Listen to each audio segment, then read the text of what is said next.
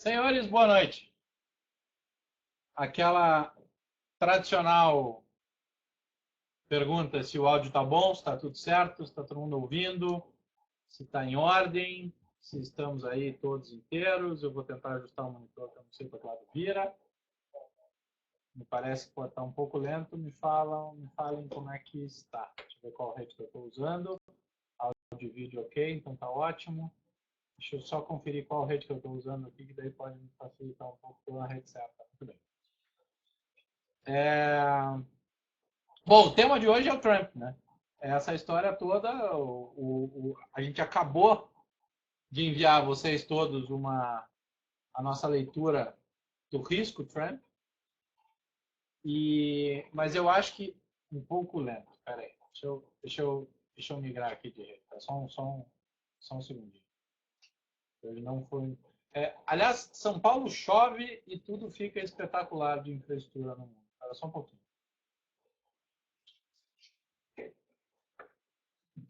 Segundo.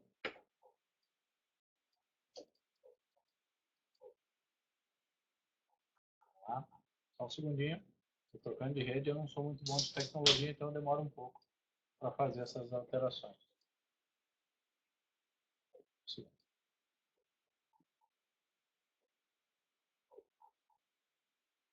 Bom, beleza. Áudio e vídeo ok, acho que agora deve ficar em ordem.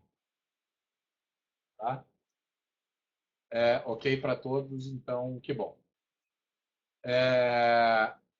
Bom, a primeira coisa é que a gente fala demais com o mercado lá fora e há uma percepção de que a chance é de 2 para 1, aproximadamente 66% da chance real da Hillary ganhar a eleição e 33% do Trump. Estatisticamente não é um percentual desprezível, mas é diferente dessa inversão de posicionamento que está sendo vista e está sendo muito falada pelo mercado. Essa reação parece um movimento muito similar ao do Brexit, não tanto quanto o de janeiro, que se prolongou aí por quase 3 semanas, do primeiro pregão do ano com o circuit breaker na China até o dia 22, quando foi a inflexão da curva. Então foi muito mais pesado, mas parece o pânico pelo Brexit, que foram 2 pregões, um de sexta e um de segunda, que acabaram derrubando bolsas mundo afora. A Eurostock chegou a cair 8% em um dia.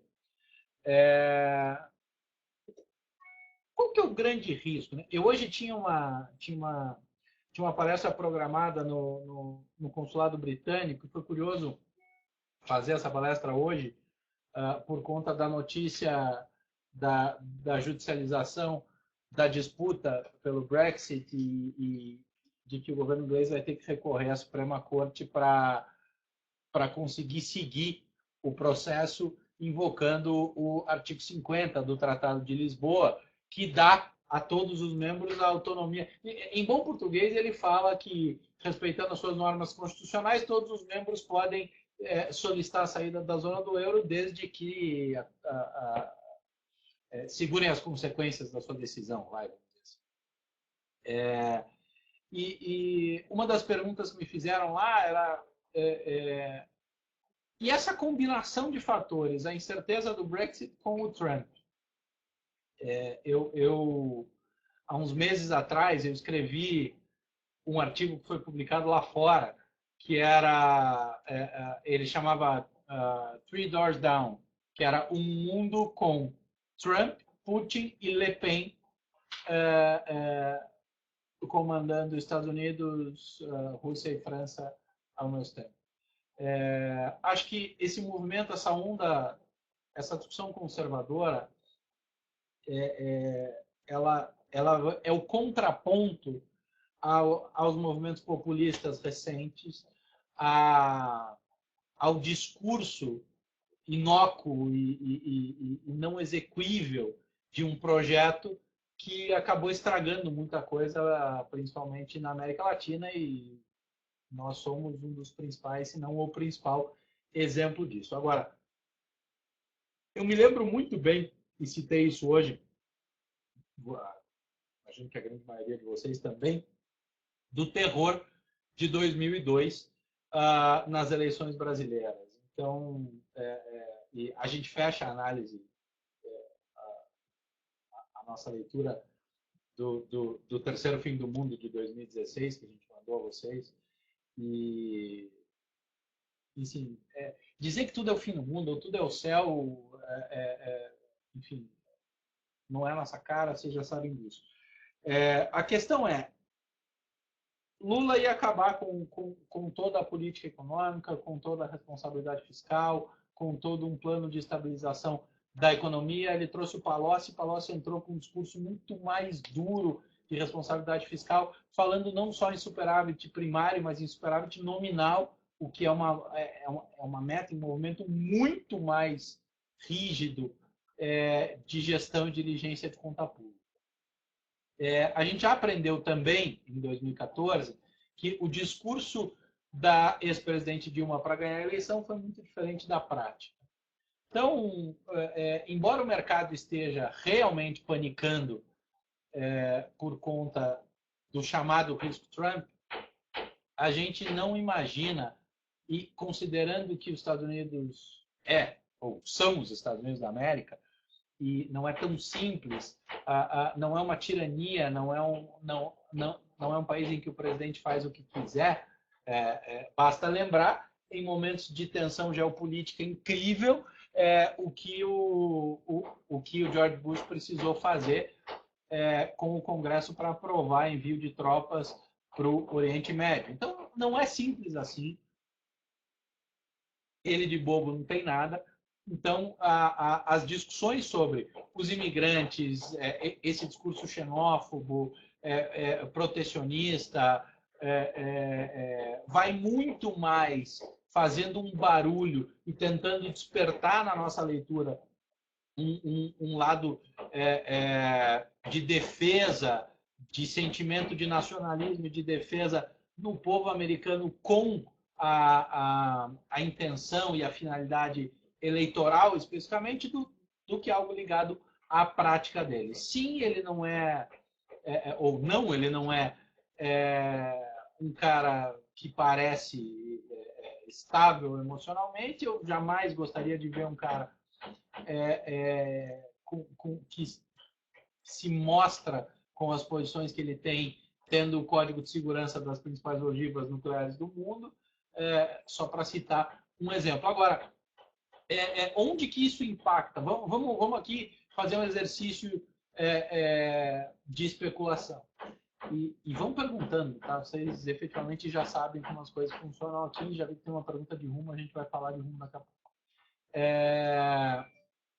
A gente... o que faz preço em mercados emergentes? Né? São commodities, crescimento global, atividade econômica, taxa de juros nos Estados Unidos da América. Por que uma subida... hoje a gente escutou muita gente falando que imediatamente após a chegada do Trump à presidência haveria uma subida de taxa de juros, que o Fed teria dito isso ontem. O cara parando de bater tá ótimo, Lucas, porque, na verdade, é alguma obra aqui no Terra, que eu não sei onde que eu já tive 200 vezes tentando achar quem era o cara, mas, enfim, não é no nosso andar, não é em lugar nenhum, mas faz um barulho do cão, é verdade. Mas, enfim, o TT está trabalhando para o estúdio com isolamento está pronto e aí isso não acontece mais. Então, assim, a incerteza, o mundo não tem medo da crise, tem medo do incerto. Então, isso que está acontecendo em relação ao Trump não é pelo que o Trump vai fazer, mas pelo que ele não deixa claro. Parece tão evidente para todas as pessoas que todas as medidas que ele fala que ele vai tomar, boa parte delas, para não dizer todas, não são exequíveis. que assim, o que ele diz que vai fazer é quase um consenso de que ele não vai fazer. Mas o que ele pode fazer? Essa é a insegurança. Essa insegurança gera medo em relação à atividade econômica americana, fluxo de dinheiro, se sobe juro artificialmente nos Estados Unidos, teoricamente tem ativo, tem dinheiro migrando para lá e saindo de emergente. Agora, sair de emergente como o Brasil, num momento como esse, com a taxa de juro que a gente tem e com a solvência que a gente tem e com o grau de previsibilidade que a gente está tendo sob a ótica fiscal e de projeto de médio prazo na economia brasileira, a gente parece quase que defendido e blindado disso, inclusive. Porque a taxa de juros mais alta nos Estados Unidos ainda fica tão abissalmente distante da nossa taxa de juros, e um movimento de diligência fiscal e de um governo tecnicamente responsável aqui cria uma percepção de defesa muito grande em relação a risco sobre dívida. Então, ainda existe um espaço de valorização de liquidez tão grande entre o que tem aqui e o que tem lá, que a gente tem uma boa defesa, inclusive, nesse sentido. Imediatamente após uma eventual vitória, até que seja claro o que aconteça, o que vai acontecer, pode haver bastante volatilidade. O VIX, que é um dos principais, não, o principal indicador de volatilidade, mostra na curva já um medo do mercado. A gente fala com gestores e eles realmente estão assustados porque apertam um botão aqui e outro lá, são bilhões e bilhões de dólares que migram para um lado ou para o outro, e está muito difícil, principalmente para aqueles que operam no mercado de derivativo, que é muito sensível a essas tendências. A quantidade de dinheiro que evapora do dia para a noite é muito grande, e esses caras estão muito tensos. Mas, enfim, não é o nosso caso, não é a nossa leitura. Eu vou tentar entrar um pouco já nas perguntas. Então, aqui, ó, bastante gente perguntando da Rumo, eu já vou falar de Rumo. Existe mas eu vou terminar o assunto Trump de saída. Tá? A gente vai acabar cruzando com ele várias vezes hoje, porque tem muita coisa ligada, obviamente, ao movimento americano. Então, você acha que se o Trump ganhar, a bolsa cai, após baixar a poeira, tudo volta ao normal e o mercado acaba subindo, pois ele é um homem do mercado? É mais ou menos isso. É mais ou menos isso. Eu não acredito, como eu acabei de dizer, que ele vá ser um cara extremo, que ele vá penalizar, ou que ele vá pôr em risco a economia americana. Ele não tem autonomia constitucional para isso, e as medidas que ele pode vir a tomar têm um grau de extensão de dano que é mitigável em um bom espaço de tempo. Então, quem realmente está com medo são os operadores de derivativos, aqueles que têm ativos muito sensíveis a oscilações e que podem literalmente virar do dia para a noite, e aí é muito dinheiro que se perde. Então, o pânico que a gente está vendo nos mercados está muito mais ligado a isso. E, importante dizer, uma coisa que eu sempre falo aqui, que o lucro só vira lucro do investidor quando ele é embolsado. Então, o que acontece? A onda compradora é muito forte, muito forte, muito forte, muito forte. Ninguém quer ser o último a apertar o botão, ou a mudar o botão. Foi assim em janeiro do lado inverso, em que caiu, até que primeiro começou a comprar de volta. E agora, a gente veio subindo, tentando achar um motivo para realizar sem mudar uma tendência. Porque também é importante para aqueles que alocam muito dinheiro que a tendência seja mantida de maneira consistente. Quando você tem fundamento, tem fluxo como o mercado brasileiro para continuar valorizando, para que eu vou jogar o mercado para baixo? Mas, por outro lado, eu posso realizar no meio do caminho. Embolso o lucro e pego a próxima onda. Então, eu diluo o meu risco fazendo isso. Mas se eu fizer isso a esmo, eu posso acabar machucando o mercado mais do que deveria. Então, o que eu faço? Eu espero alguma coisa acontecer de maneira relevante e clara que me permita inverter o sinal. E aí, o gestor vira uma gestão o gestor de recurso passa a fazer quase que uma administração de carreira própria. Ele diz assim, bom, eu não vou ser o contrarian, aqui eu não vou ficar na ponta oposta, se está todo mundo virando, eu vou virar. E aí você tem 2 dias muito pesados de realização. O nosso time pôs no Twitter agora há pouco que toda a unanimidade é burra, como diria Nelson Rodrigues. 58 ações das 58 do Ibovespa fecharam em queda hoje, o que mostra uma distorção e um exagero absolutamente desproporcional.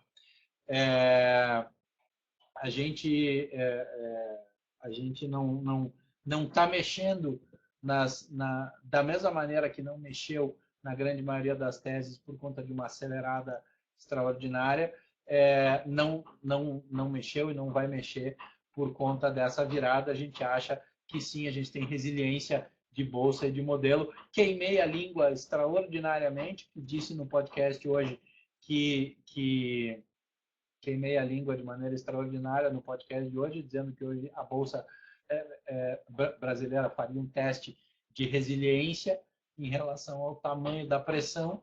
Então, ela apanhou e eu estou continuando a dizer que ela é resiliente, então eu não estou, na verdade, mudando a minha leitura. Eu só realmente achei que hoje podia ser mais leve. E para quem acompanhou o pregão hoje, a bolsa abriu, dela veio para menos 0,70, menos 0,90, e aí ela aliviou a queda para meio e durante o dia ela degringolou, não por coincidência, após a abertura dos mercados lá fora. Ou seja, é o estrangeiro que está fazendo preço e esse cara está migrando desse jeito. Tá? Então, agora, entrando aqui para as perguntas, a Vera me fez a pergunta sobre a proposta dos imigrantes da Hillary, na minha opinião, afetaria mais a economia interna. Vera, eu acho que não. Eu acho que, imagino que você esteja falando da questão na qual ela, entre aspas, ela abre a porta para a regularização dos imigrantes. Eu acho que é uma maneira de... quase que um esforço como que a gente fez aqui para incluir aqueles da economia informal na economia formal.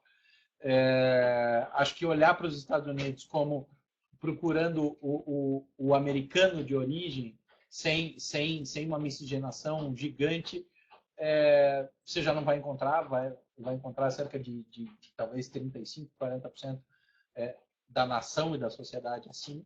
Ainda tem muito imigrante, sim, mas esses caras, dada a característica da retomada da economia americana, esses caras tendem a se acomodar em atividades dos mais diversos níveis e nos mais diversos setores. Eu gosto, eu não acho que o discurso dela seja tão de esquerda quanto falam.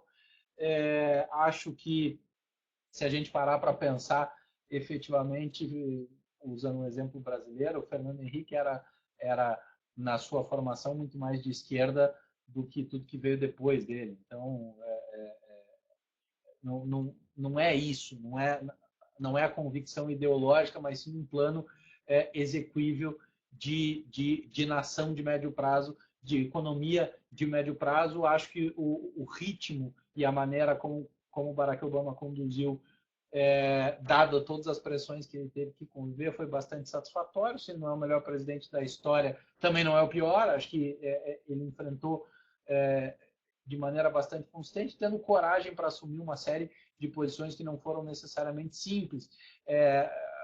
Eu sempre cito aqui que Eisenhower disse no seu discurso de despedida que ele tinha uma vergonha de ter ajudado a construir uma economia que dependia da guerra. É verdade, criou-se um processo cíclico em que as guerras eram necessárias pela própria injeção de dinheiro que isso representava, porque, em primeiro lugar, a indústria bélica gera dinheiro demais, mexe com a indústria do petróleo, vai lá e destrói um país ou outro que precisa ser reconstruído. Então, você cria um ciclo de geração de dinheiro muito forte, e Obama foi contra isso, foi contra esse movimento, ao criar todo o plano de desmobilização militar no Oriente Médio, ao fazer o movimento que ele fez com Cuba. Se a gente imaginar aquele regime castrista presente lá desde a década de 60, já havia literalmente falido e não deixava de ser uma oportunidade, tem um viés estratégico ali, tem um movimento geopolítico inteligente, porque no caso de acirrarem-se os ânimos mais uma vez entre direita e esquerda global, entre capitalismo e comunismo, que é um absurdo, que isso não existe mais, acho que nem nenhum nem outro, considerando que o capitalismo também mudou demais e o mundo hoje é uma coisa só, ele tem uma base estratégica defendida em Cuba. Então, assim, foi um cara que foi capaz de tomar medidas muito consistentes. A Hillary foi secretária de Estado dele, estava lá do lado. Quer ou não, tem em casa um cara que, para mim, sim, é brilhante e que, no mínimo, vai ajudar a fazer. Eu sou completamente contrário àqueles que dizem que ela seria uma espécie de marionete e ele seria o presidente de fato. Eu como presidente do movimento feminista, eu acredito na força e na capacidade da mulher.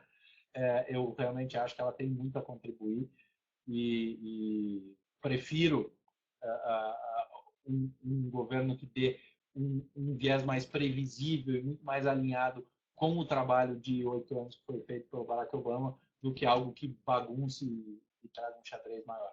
Para deixar claro, a minha visão está consolidada no fato de que o oponente dela é o Donald Trump. Se nós tivéssemos nomes como o próprio Michael Bloomberg como independente, ou Mitt Romney nos republicanos, a minha própria leitura muito provavelmente seria diferente, não da capacidade dela, mas de qual seria a melhor opção para a economia americana e, por consequência, para os mercados globais. Então, vamos lá, rumo. Todo mundo falando de rumo. Se ela vai entrar para a lista de empresas analisadas pela Eleven, sim. Hoje já foi para o ar a 29ª, se eu não estou enganado, cobertura da Eleven. Foi São Carlos que foi para o ar hoje? São Carlos foi para o ar hoje. E o plano é muito rapidamente, com a chegada, como acho que a maioria de vocês viu as notícias, eu comentei aqui, a chegada de 2 dos maiores analistas, literalmente, da história do mercado brasileiro ao time da Eleven, que é o Guilherme Vilazante e a Dani Bretthauer. A gente vai dobrar para 60 companhias de uma maneira muito rápida, em uma multiplicidade setorial e uma densidade incrível. Tá? Então, a Rumo está no pipe, vai entrar nisso, principalmente porque a gente acredita em tudo que vem aí na área de infraestrutura. Dito isso, a Rumo é uma companhia na qual a gente sempre teve algumas preocupações em relação ao modelo.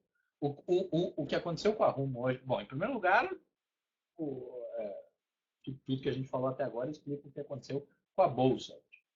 Algumas coisas mais violentas do que outras, mais pesadas do que outras, mas no caso de a gente olha aqui, Rumo caindo quase 8%, foi a maior queda do Ibovespa, mas você teve Braskem com 7%, Usiminas com 6%, Natura com 5%, CSN com 5%, Smiles com 5%, Banco do Brasil com 5%, Renner 4,5%, Marfrig 4,5%, Petro 4,5%, foi um caos. Né?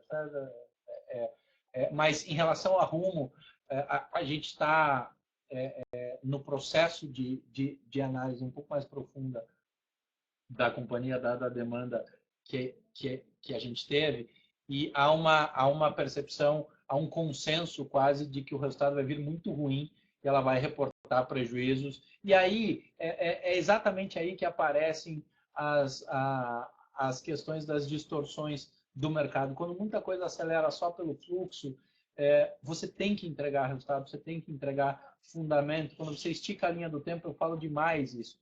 Alguns papéis ficam muito sensíveis e nós realmente não achamos. Ou o case de Rumo não nos convenceu por completo para que a gente pudesse recomendar a entrada, porque a gente ainda achou que ela tinha alguns issues que precisavam ser resolvidos. Ela tem algumas questões de governança que, para mim, ainda não são claras. A tese da oportunidade a tese da oportunidade e da relação que ela tem com o público e da necessidade que ela tem de uma série de coisas ligadas à cadeia de infraestrutura que são muito lentas acontecerem para que ela transforme isso em resultado, foram uma das questões que que várias vezes em que a gente foi perguntado aqui, eu achei que tinha um pouco de exagero em rumo. O resultado, pelo que a gente está vendo e pelo que o mercado está falando, deve ir realmente muito ruim. Acho que a correção pode ser muito forte em rumo. A gente ainda não tem o case completo aqui dentro. Vocês sabem que a gente tem, por característica, uma diligência muito grande no que a gente fala a vocês, mas esse é o meu view de rumo. Posso afirmar categoricamente que o que aconteceu hoje, falei com bastante gente sobre o assunto, a Giovana especificamente tratou esse assunto e pouco antes de começar o TV Eleven, ela me falou que o que estava acontecendo de rumo, e aí é aquela história, valorizou, o lucro só vira lucro quando vem para o bolso, vem a perspectiva de um resultado ruim, começa a realizar antes que caia demais e o lucro vire história e não dinheiro. Tá? Então, vamos lá. Sandro, em que pese a carteira Eleven ter visão de médio e longo prazo, dadas as turbulências externas e internas, não seria o caso de utilizar o stop para travar perdas já conquistadas? Sandro, a gente, de alguma maneira, a gente usa o stop, né? Quando a gente achou que as companhias tinham que ser vendidas e os papéis saírem da alocação, a gente falou, né? Foi o caso de Tecnos à época, e Tecnos é um bom exemplo, inclusive. A gente leva e acompanha isso, vocês sabem que a gente trata essa informação de uma maneira muito, muito clara. Tá? Então, a gente usa o stop. Não é um stop igual o trade, porque não é um racional de trade. E quando a gente fala, principalmente do que está dentro da carteira, vamos lá, por exemplo, 28 de julho, Embraer derreteu 15% no dia. O que a gente disse a vocês? A gente confia no case, a gente foi para muito perto da companhia para entender o potencial de extensão do dano, a gente ficou satisfatoriamente, a explicação da companhia foi satisfatória, a gente compreendeu que eles estavam medindo o potencial de dano do jeito certo, provisionando do jeito certo, e a gente disse, reforça a posição. A performance de Embraer em outubro, na análise da carteira que deve ir para o ar daqui a pouco, ou amanhã cedo, não tenho certeza, foi de 18% de valorização no mês. Se eu tenho uma tese menos consolidada ou menos resoluta, uma queda de 15% por conta de uma denúncia daquela, a gente acionaria o stop e diria sai disso. Mas não é o caso. Toda vez que for o caso, a gente vai dizer que é o caso. Para quem entrou em Embraer, realmente ficou muito satisfeito, porque aproveitou aquele ponto de entrada e viu 18% de subida. A gente continua olhando para ela da mesma maneira e o grau de assertividade que o nosso modelo tinha em relação ao resultado reportado foi excelente. Parabéns para o nosso time, no caso de Embraer, o modelo é da BIA. Qual a sua expectativa de queda da Bolsa Brasileira se o Trump ganhar? Eu acho que, enfim, acho que o Ibovespa está muito sensível. Eu falei algumas vezes nas últimas semanas que o número que eu tinha para o Ibovespa até o final do ano não era maior que 65 mil pontos. Falei em 61, e aí não quer dizer que caia. A gente bateu 37. Essa história de subir até o céu indefinidamente não é simples assim. As companhias estão reportando resultado. Agora começa a separar um pouco o joio do trigo, porque você começa a evidenciar as coisas, aquelas que efetivamente já estão apontando para melhoras que devem ser refletidas no preço e aquelas que efetivamente estão deterioradas, explodiram a alavancagem ou por qualquer outra razão ainda devem sofrer mais. Então, o índice acaba sendo um reflexo disso, mas a gente é menos preocupado com o índice do que com os papéis individuais. É por isso que a gente fala tanto de companhias individualmente. Porque olhar para o índice Bovespa, eu não acho um bom momento para entrar no índice nem comprado nem vendido. Acho que a gente ainda tem muita coisa para ajustar. Tá? Já foi. Pensando em longo prazo, se a bolsa começar a cair muito, é melhor zerar e deixar para comprar depois. Bom, bolsa é muito amplo, né?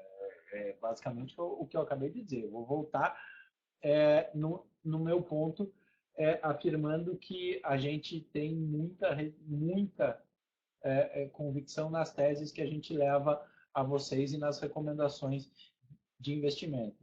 Não, você provavelmente não vai fazer 50 vezes o seu dinheiro comprando, apertando um botão ou dois, mas você vai estar defendido. As teses, um caso, quando a gente leva uma recomendação com uma exposição de risco mais aguda, a gente avisa isso na recomendação.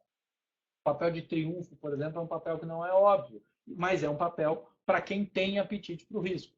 Tem um potencial de retorno importante, tem um potencial de retorno espetacular.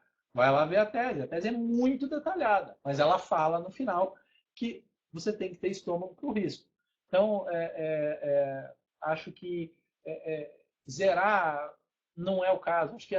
Acho que a Bolsa não vem para será uma surpresa, obviamente, pelo ofício, muito ruim, mas está completamente fora do meu cenário base a bolsa brasileira com uma onda de realização que exponha, inclusive, os ativos que a gente tão duramente compreende, investiga, seleciona e recomenda.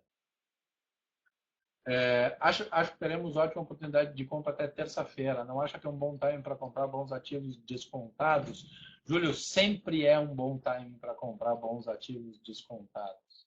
Toda hora é boa, é que nem Kit Kat, essa história do Kit Kat, que dizia que toda hora era boa, não sei. Mas, enfim, sim.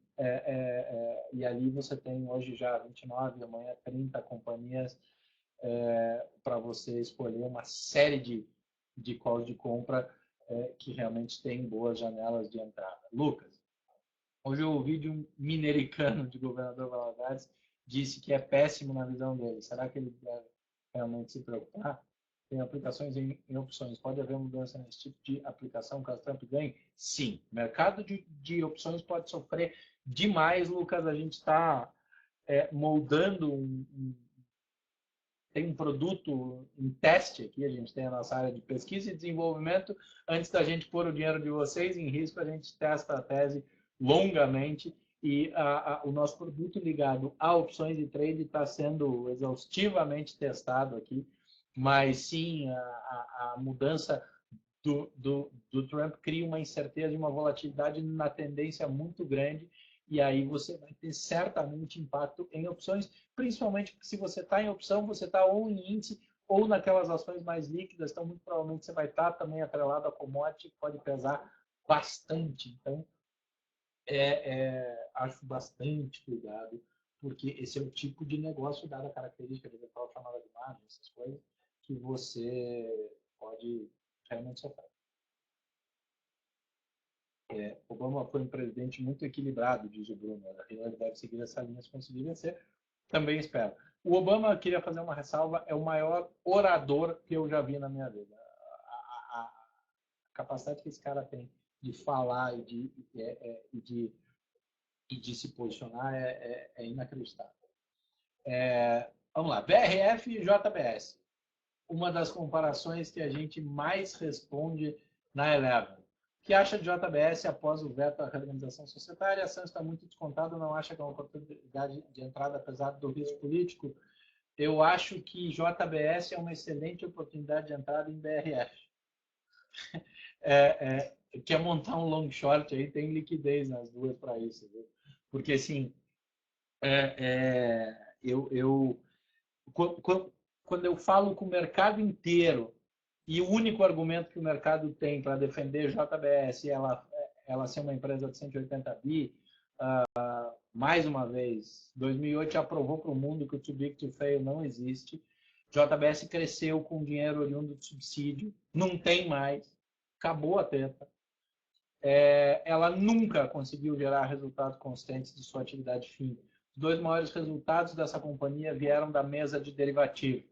E uma delas apostando contra o real, no momento de maior pressão contra a economia brasileira e contra a moeda brasileira. Então, uma operação de tesouraria tentar comparar a listagem nos Estados Unidos e todo esse movimento com o múltiplo de Tyson Foods, olhando para o tamanho.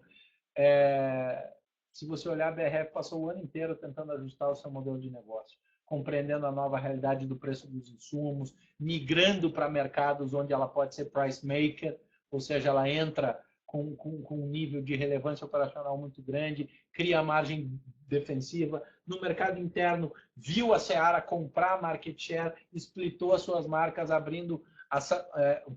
posicionando a Sadia num patamar de preço e de percepção de valor que a Seara não alcança e botando a Perdigão num preço mais baixo que a Seara não consegue competir, e some-se a isso o fato de que a Seara tem 100% da sua capacidade produtiva tomada, ela não consegue crescer em escala, ela vai ter que proteger margem. Então, até nisso, o movimento é mais inteligente. Acho que vai ser, corre o risco de ser covardia a comparação das duas companhias no próximo ciclo. Nosso call é, obviamente, como todos vocês sabem, BRF no setor, e JBS é o tipo da companhia que eu não acho que vale o risco. Xará, alguma mudança de visão sobre a Embraer e Fibria? Não, na verdade, Fibria foi para o ar hoje, a análise dos resultados, foi revalidado o preço-alvo. A gente tinha uma projeção para o EBITDA de 9 meses de 41%, e veio 41%, com 37% no TRI. A gente tem 40% projetado para o ano encerrado e 43% de margem projetada para 2017, ou seja, a gente continua achando que ela vai ficar muito amassada, e mesmo assim tem espaço aí. Acho que aquela loucura de maxi valorização do real já ficou explícita que isso efetivamente não aconteceu. Tá? Então, Embraer e Fibria não muda o case, Xará. Agro 3. A Agro 3 é assim, boa gestão, bom time, boa ideia, mas é uma imobiliária, né? É uma operação que faz lucro em compra e venda de terra. Aí, o maluco voltou a bater. É uma operação que vive de compra e venda de terra, não consegue gerar receita recorrente em terra agricultável suficiente para gerar resultado. Mas e se liberar o capital estrangeiro para comprar terra, as terras dela vão valorizar muito? É verdade, uma vez só, né? Porque na segunda vez o mercado já reprecificou, quando ela for recomprar um novo estoque de terra, o preço já vai estar mais alto, porque já há disponibilidade do capital internacional. Isso as pessoas tendem a olhar e dizer assim, liberou para o capital internacional comprar, então a Brasil Agro vai continuar comprando sempre a terra no preço que comprava antes e vai vender super caro. Na verdade, não é assim, ela tem essa defesa no primeiro ciclo. Então, caso isso aconteça, ela pode ser muito beneficiada no curto prazo, mas no longo prazo ela vai me convencer no dia que ela gerar um modelo de receita recorrente sustentável, em terras agricultáveis, principalmente.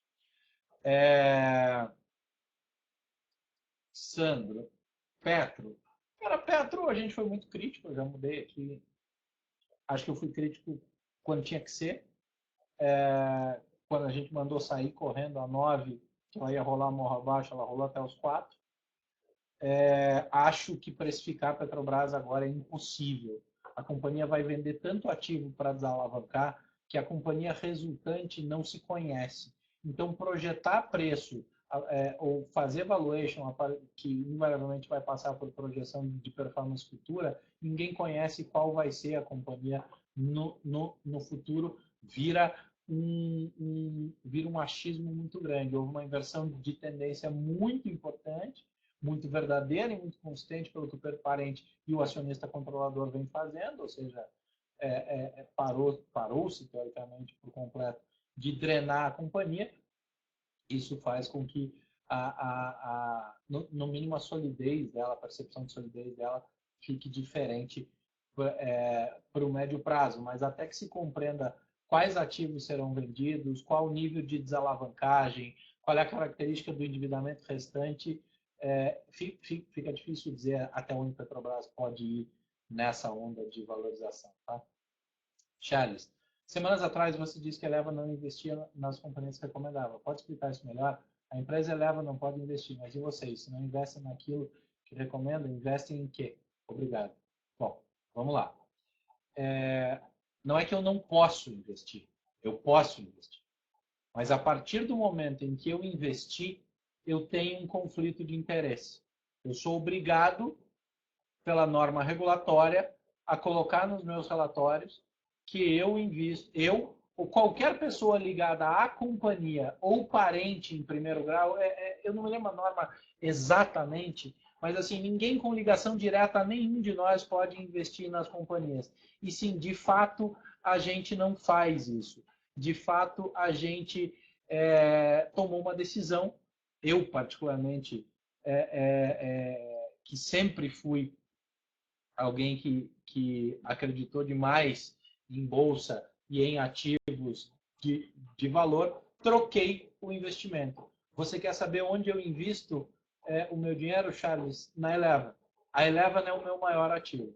A Eleven é a companhia na qual eu deposito todos os meus recursos e onde eu realmente acredito que meu patrimônio vai valorizar exponencialmente muito mais do que a alocação no equity. Curiosamente, para o bem de todos, quanto melhor forem as minhas recomendações, maior vai ser a valorização do meu patrimônio, e este patrimônio se chama Eleven Financial. Os sócios da companhia e as pessoas que aqui trabalham abriram mão de investir em bolsa, entendendo que a valorização deste ativo, e no caso dos analistas e executivos, a bonificação resultante dessa operação vai ser maior do que aquela eventualmente resultante de uma alocação.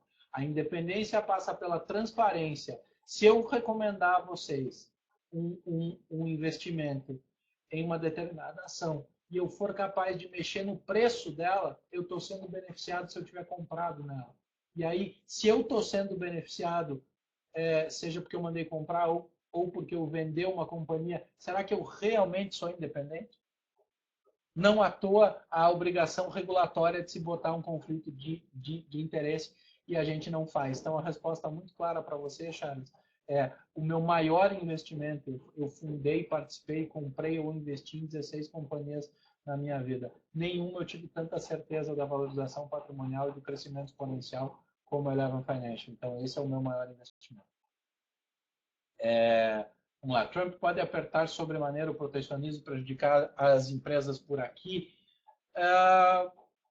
Acho que ele pode tentar. Mas lembre que os Estados Unidos também precisa do mundo. Os Estados Unidos também exporta demais. Então, hoje,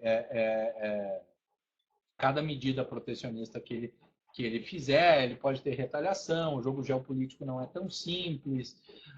Entenda o seguinte, o Plano Marshall endividou o mundo em dólar em título da dívida americana. Ele também não quer um desequilíbrio nisso, ele não quer uma migração desse dinheiro todo que vai para lá, migrando para outros lugares. Não é execuível um plano em que eu me basto e eu não preciso de mais ninguém, e ele é inteligente demais para saber disso. Vinícius, Suzano ou Fibra, a gente prefere Fibra.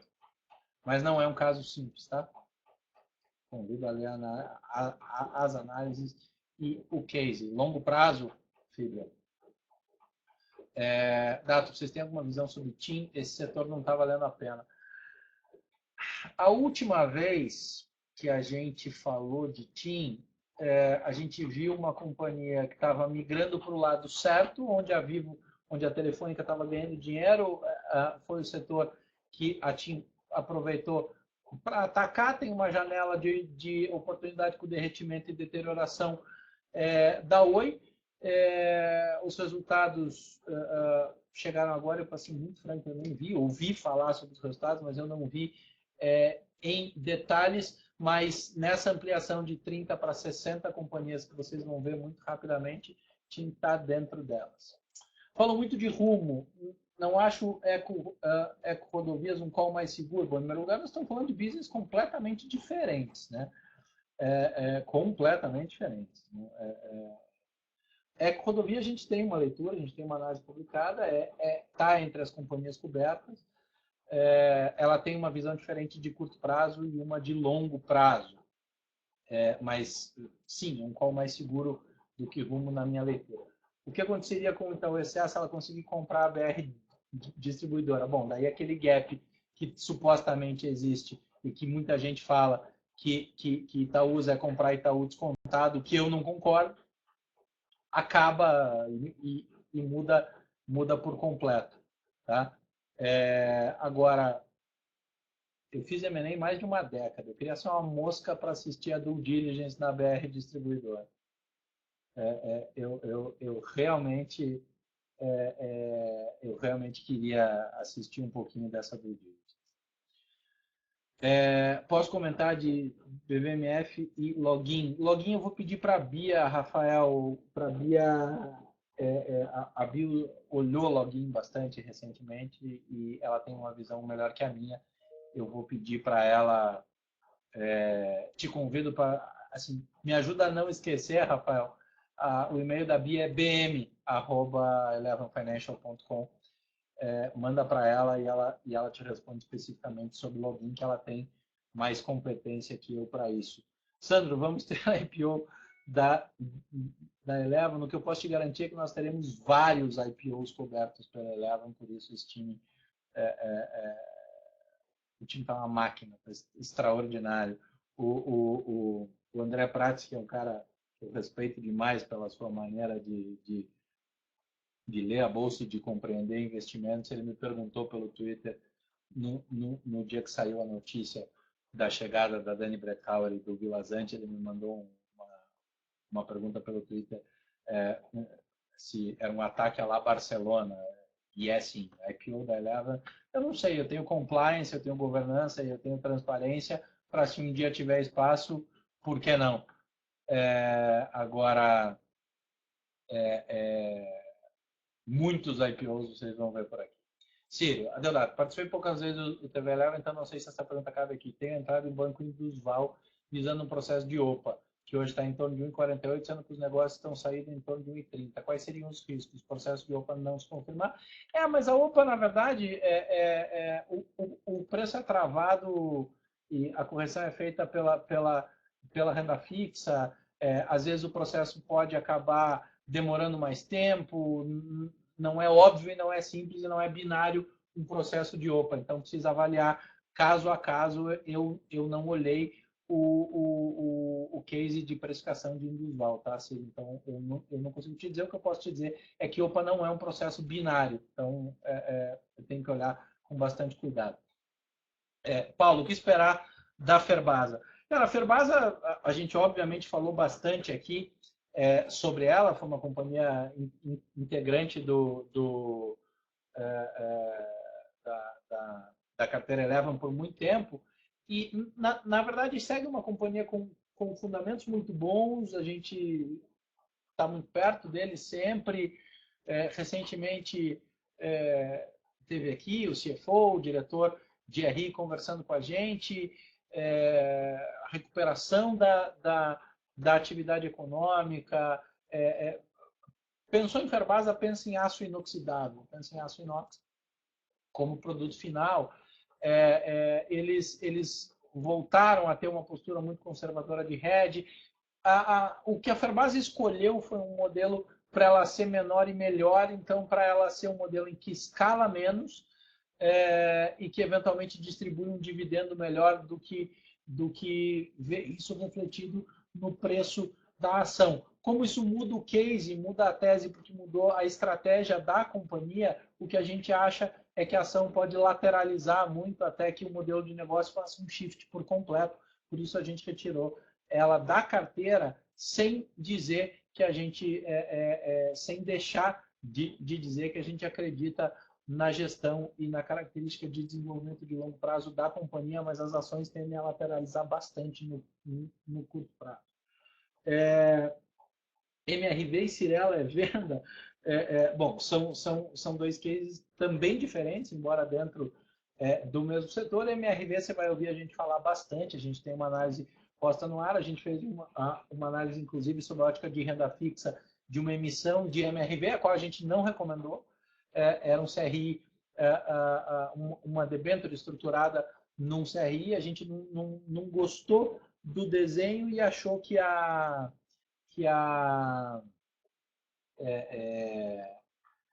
que o risco-retorno ali não valia. Bom, e agora, lembrando que a gente tem em casa um dos maiores analistas da história do mercado do setor de real estate, então esperem e acompanhem todas as análises do setor de real estate construídas pelo Guilherme Vilazante e pelo Raul Lemos. Então, esse pacote entre MRV, Cirela e Real. Vamos lá. Ferrovia seria o melhor meio de transporte em geral. Nesse sentido, qual ativo coloco no radar? Júlio, ferrovia seria o melhor meio de transporte em geral. Teoricamente, quem tentou fazer cabotagem aqui no Brasil apanhou, mas a malha ferroviária talvez não esteja exatamente pronta, não é exatamente simples a migração, você tem que ter, aí muda da característica dos produtos, da característica dos ativos, da capilaridade logística que dá para ser. Logística é importante, logística é um setor para estar posicionado para 2017, Júlio, mas eu ainda não sei te dizer exatamente qual é o melhor ativo. Natura vai para o fundo do poço ou ainda tem força? Bom, o fundo do poço, a Natura não deixou de ser a Natura do dia para a noite. A gente tem uma missão dada a Dani Brecauer e a Giovana, que é botar o call de Natura em pé. Agora, a semana que vem, elas vão estar na Natura, a Natura está em período de silêncio agora, elas vão estar na Natura construindo o modelo racional e toda a nossa recomendação para o papel. Não podia estar em melhores mãos, e aliás não são as minhas. Então, fica dessa. Cielo, a gente também tem publicado, deixa eu olhar se Cielo está lá nas coberturas, porque eu olho para tanto papel aqui que eu eventualmente, Cielo está lá, olhando, tem um gap de tempo aí, mas Cielo tem, a nossa leitura é de uma companhia bastante consistente, bastante boa, mas que estava num preço muito perto do preço justo. Então, não tem muito upside. É mais ou menos o case de Itaú, para ficar dentro do setor financeiro, mas se eu tiver que escolher entre Itaú e Cielo, eu fico em Itaú. Como ter acesso à carteira Eleva? Pelo site. Você entra carteira Eleva, assina, aqui tem vários depoimentos que as pessoas podem te dar em relação a esse produto. A carteira tem renda fixa, tem renda variável, tem um mix muito equilibrado de relação entre risco e retorno. É a nossa melhor convicção de alocação multissetorial, proporcional, com alocação tática.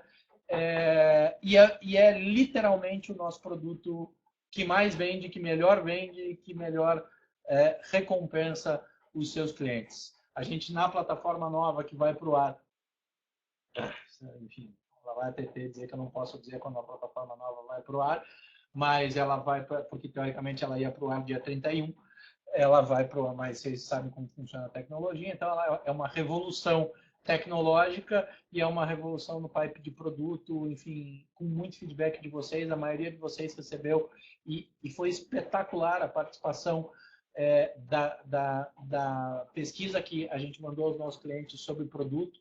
Então, toda a nova divisão de produto vem desta percepção. Assina a carteira não muda, mas assim, 8 ponto qualquer coisa de valorização no mês passado, tinha perdido performance no mês anterior, foi um mês de muita pressão, a gente reforça as teses, reforça a posição e tem uma combinação hoje de potencial de upside espetacular ali dentro. Realmente te convido a olhar. Tânia, entre Banco do Brasil e Itaú, eu já passei assim muitas vezes. Eu sou a vida inteira Itaú antes de Banco do Brasil. Me preocupa demais o fato deles não terem respondido às provisões, como principalmente Itaú fez primeiro, o Bradesco seguiu, porque a provisão é conta dedutora de resultado, importante dizer isso. Tá? A provisão não é simplesmente uma demonstração de, olha, eu acho que é isso ou eu acho que é aquilo. Então, o Banco do Brasil continuou com um ROI muito inferior a Itaú e Bradesco, mesmo não provisionando da mesma maneira. Tem um nível de dependência muito grande do funcionalismo público. Ainda vai ser usado para refinanciar essa retomada. Eu prefiro demais estar posicionado em Itaú do que em Bradesco. Vamos falar aqui, gente, não vai dar tempo de responder todo mundo. Tânia, títulos públicos NTNB ou LTN, na nossa plataforma de renda fixa tem todas as suas respostas. Semana que vem tem o Rafa aqui de novo falando de renda fixa, que é o meu gênio de renda fixa, muito melhor nisso do que eu. Aliás, eu vou parar de falar que é muito melhor do que eu, senão daqui a pouco nem me assistir, vocês vão descobrir que todo mundo aqui é muito melhor do que eu. Bruno, Itaú parece estar muito esticado, não está caro, mas assim, se a gente vai comparar vamos comparar com o CSN, quem será que está mais caro? Itaú está aí, cara, entregando resultado consistente, aproveita todas as principais frentes de recuperação econômica. É uma distorção do sistema financeiro da Bolsa Brasileira, a Blue Chip, ou seja, a melhor ação da Bolsa ser um banco? Eu sempre digo que é como se a gente se orgulhasse de que a raposa que cuida do galinheiro é muito bonita, mas é muito sólida. Tem uma análise que a gente publicou há meses atrás que chama Quem Tem Medo do Itaú. Visita lá e vê. Tem um comparativo do Itaú com os principais bancos internacionais. Em relação de múltiplos, geração de resultado, é incrível. Vale olhar. Na carteira tem fundo imobiliário? Não, mas fundo imobiliário é o mais novo produto da Eleven que vai para o ar no dia que a plataforma for para o ar, amanhã, depois, mas nos próximos, com certeza absoluta, nos próximos 3 ou 4 dias a plataforma nova vai estar no ar e tem um produto especificamente de fundos imobiliários que está espetacular. Lembrando que a gente tem, mais uma vez, o Vilazante, tem o Bruno Carobres, que foi Gafisa, foi Iguatemi, enfim, sabe tudo de fundo imobiliário, de molde, ocupação.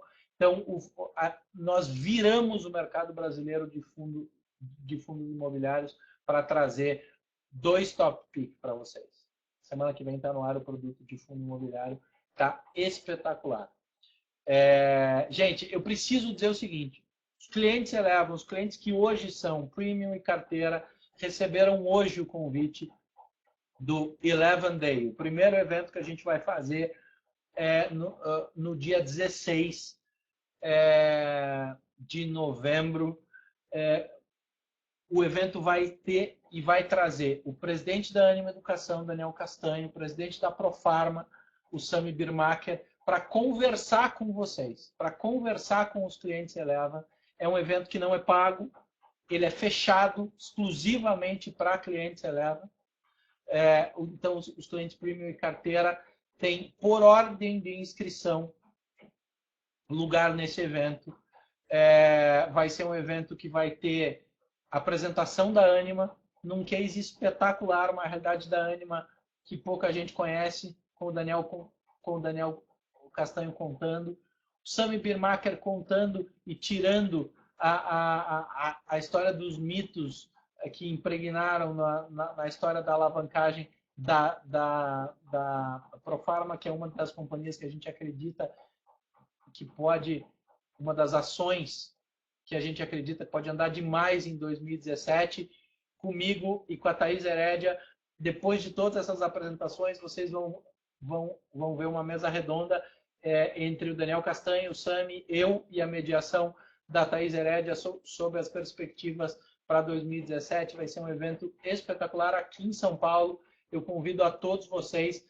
Se não tiver na máquina de vocês, o convite deve estar chegando nos próximos minutos, segundos, ou não sei quem manda nisso é a Maria Tereza, quem manda em tudo aqui é a TT.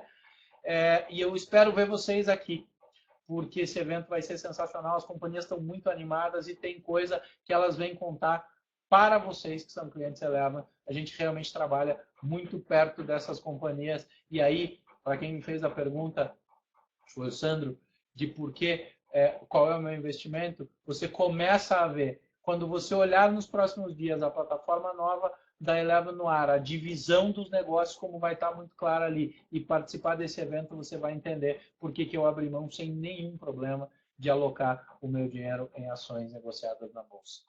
Um grande abraço a vocês, 21/2, mais um programa espetacular. Semana que vem tem o Rafa de novo falando de renda fixa, até porque já vai ter um desenho mais claro do que vai acontecer nos Estados Unidos. Leiam vocês todos, os clientes 16, Premium, carteira, Full, todos vocês leiam o que o nosso time construiu hoje sobre o terceiro fim do mundo em 2016 e a nossa percepção do risco Trump. Vale a pena, rapidinho. Um grande abraço a vocês e até todo dia, né? Porque a gente está produzindo em massa a temporada de divulgação. Grande abraço, tchau!